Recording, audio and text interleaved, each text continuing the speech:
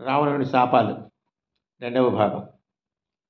ఈ విధంగా ఈ రావణాసురుడు భూలోకంలో ఉన్న రాజులంతా హింసిస్తూ, చంపుతూ, ఓడిస్తూ దుష్కార్యాలు చేస్తుంటే దాన్ని నివారించాలని నారదుడు మెల్లగా పుష్పక విమానంలో ఉన్న రావణునితో, ఈ నరులు ఆకలి, దప్పి, జర, రోగము, మృత్యువు పాలవుతారు. వీళ్ళని జయించి ఏమి లాభం? నువ్వు ఈ ప్రాణులకంతా మృత్యువు, ఆ యముడు, అతన్ని గెలువు. అలాగే అష్టదిక్పాలను గెలువు, అప్పుడు నీకు కీర్తి వస్తుందని అతన్ని మెల్లగా మరలిస్తాడు. అంతే. యముడి మీద దండయాత్ర బయలుదేరి 7 రాత్రులు 7 పగలు యమలోకం యుద్ధం చేసినప్పుడు యముడు కాలదండం రావణునిపై వేయాలని అనుకున్నప్పుడు బ్రహ్మ వచ్చి, దేవతల వల్ల చావులేని వరం వీడికి ఇచ్చి ఉన్నాను, ఈ కాలదండం కూడా నేను నీకు ఇచ్చినదే. ఇప్పుడు రావణాసుడు చస్తే నా వరం తప్పైపోతుంది, నీవు అదృశ్యమైపో, అప్పుడు గెలిచానని యముణ్ణి అని రావణుడు వెళ్ళిపోతాడు అని ఉపదేశిస్తాడు. అలా యముడు మాయమైపోవటం, రావణాసురుడు నేను గెలిచిపోయాను యముణ్ణి అని చెప్పనేసి వెళ్ళిపోతాడు. ఇక తరువాత రసాతలం అంటే పాతాళలోకం వెళ్ళి అక్కడ నివాత కవచులతో 1 సంవత్సరం యుద్ధం చేసి ఆ తరువాత ఆ నివాత కవచులు బ్రహ్మ మాట విని ఈ రాక్షసులతో సంధి చేసుకుంటారు. అక్కడ 1 సంవత్సరం రావణాసురుడు వాళ్ళకి అతిథిగా ఉండి వారి దగ్గర కొన్ని మాయా విద్యలు నేర్చుకుంటాడు. అక్కడే తిరుగుతూ ఆ రసాతలంలో కాలకేయుని చంపుతాడు. అంతేకాక వారి కుమారుడు తన చెల్లెల యొక్క శూర్పణఖ భర్త విద్యుజీహుడు తెలియకుండా అతని తల కూడా నరికేస్తాడు ఈ రావణాసురుడు. ఆ తరువాత వరుణలోకం పోతూ పోతూ పాలసముద్రం ప్రక్కన ఉన్న అమృత ధేనువు సురభికి ప్రదక్షిణం చేస్తాడు. వరుణలోకం వెళ్ళి వరుణ పుత్రుల్ని, పౌత్రుల్ని అందరినీ ఓడించి వారందరూ పారిపోయేటట్టు చేసిన తరువాత అక్కడ వరుణుడు లేదు, బ్రహ్మలోకం వెళ్ళానని తెలుసుకుని నేను వరుణలోకం కూడా జయించేశానని గర్వంతో అక్కడి నుంచి బయలుదేరుతాడు, సంతోషిస్తాడు, వెళ్తాడు. శ్రీరాముడు ఏకపత్నివ్రతుడు, శ్రీరాముడి తండ్రి దశరథుడు బహుపత్నివ్రతుడు. కానీ ఈ రావణుడు పరస్త్రీలను మానభంగం, ప్రాణహరణం ఈ దుష్టునికి హాబీ. 100,000 పరస్త్రీలను చెరపట్టినాడు. ఆ స్త్రీల శాపనార్థాలన్నీ అతని యొక్క తేజస్సును తగ్గిపోసాగింది. ఇతని భార్య రాక్షస శిల్పి మయాసుని కూతురు దుందుభి, మాయావి రాక్షసులకు సోదరి మండోదరి. కుంభకర్ణుని భార్య బలిచక్రవర్తి మనవరాలు. విభీషణుని భార్య గంధర్వరాజు కూతురు సరమ. వారందరూ రావణుని స్త్రీలోలత్వం మంచిది కాదు అని ప్రాధేయపడతారు. ఇక ఇంద్రుని జయించాలని రావణుడు కుంభకర్ణుని లేపి ఇంద్రజిత్తును తీసుకుని 4,000 అక్షయముల సేనతో స్వర్గానికి దండెత్తుతాడు. ఆ వెళ్ళేటప్పుడు త్రోవలో ఉత్తరం వైపు కైలాసం, ఆ ప్రక్కన కుబేరుని పట్టణం దగ్గర ప్రయాణం చేస్తూ రంభను చూస్తాడు. అది వెన్నెల రాత్రి, సేనంతా నిద్రలో ఉంటుంది.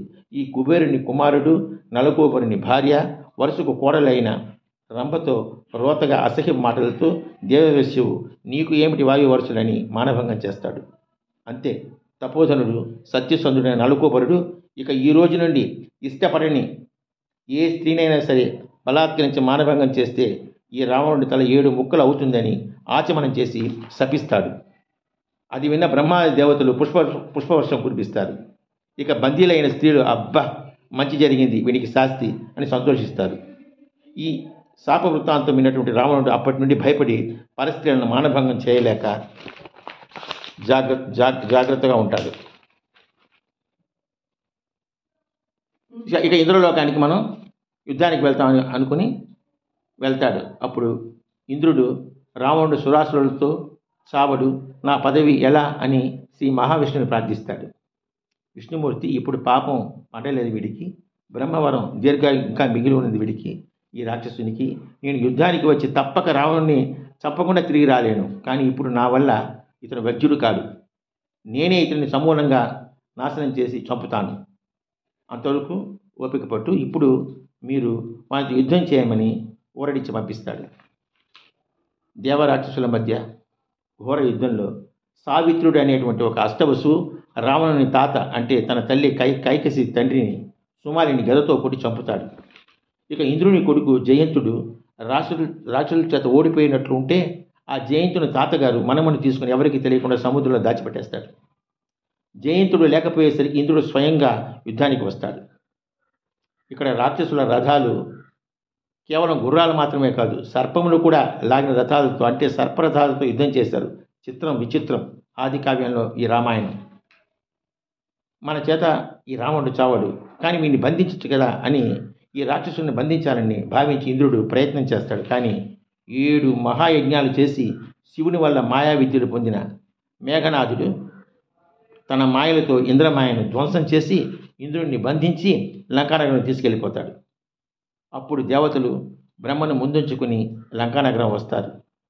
బ్రహ్మ ఆకాశం నుండి రావణుణ్ణి మేఘనాథుని పొగిడి, ఈ రోజు నుంచి మేఘనాథుడు ఇంద్రజిత్తు నామంతో ప్రసిద్ధి చెందుతాడు అని చెప్పి మేఘనాథునితో అంటే ఇంద్రజిత్తుతో అంటాడు, ఇతని ఇంద్రుని వదిలిపెట్టు, దీనికి ప్రతిగా నీకు ఏమి కావాలో చెప్పి వరమిస్తానని ఇంద్రజిత్తుని అడుగుతాడు.